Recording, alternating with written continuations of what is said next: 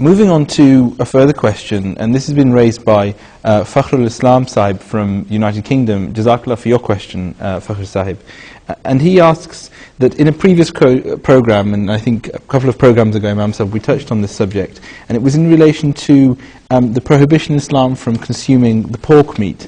And he's asked if the panel could, because at that time we only had a couple of minutes, perhaps we can elaborate on the subject in terms of what is the wisdom, the scientific and spiritual effects of the consumption of pork, and maybe shed some further light on this subject. Well, the thing is, just to start this discussion, that everything actually belongs to God Almighty. So if Allah Almighty, the Creator, who is the provider of all these things, if He stops the Muslims to use something, so that is simply as good enough reason for all Muslims to submit to that one. And to find out those are the reasons, they are sometimes very clear, looking at the name of this animal in Hindi language, in Arabic language, both it indicates that they are bad. And look at the habit of this one. There are certain points in pig which make it really such an animal which nobody would like to even consume, because according to medical reports there are certain diseases which are created as a result of continuous use of this animal, this meat, and there are some worms and further germs as well created in the intestines for which there is no relief discovered at this time. So people say it could be very dangerous, and this is one thing.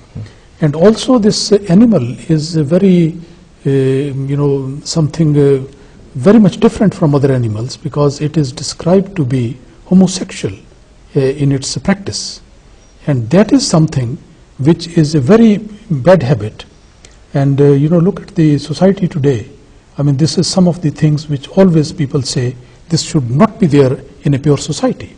But if people are making use of the flesh of such animals, then as a result of this, it is also established that some of these traits of those animals, they gradually come into the genes and to the habits of the people.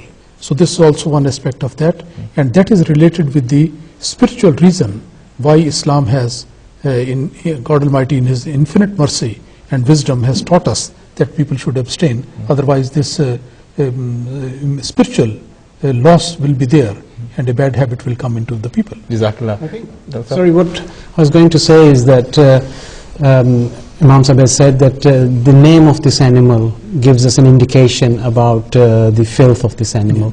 And the people in the West have actually taken that on board, because in normal terms we find that people use, if somebody's eating habits are very bad, they say he eats like a pig.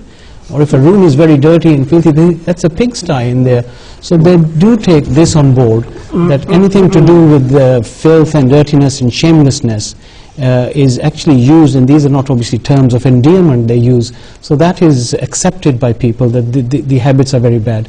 And it is the promised Messiah ﷺ who has also pointed out that whatever you eat influences your moral and your spiritual and your physical aspects. So this is an important thing, and physiologists have accepted this, and conferences of physiologists have actually taken this on board, and we see this more and more as to the foods that we eat. They are very important as far as our upbringing and our morals are concerned. So taking that a step back, consumption of pork will impact on our moral and our spiritual ills. So that is why perhaps the reason for why we are forbidden to eat this animal. Jazakallah, Dr. Sahib. I hope that has kind of shed further light on the subject that we discussed in an earlier program. Jazakallah for your question, though.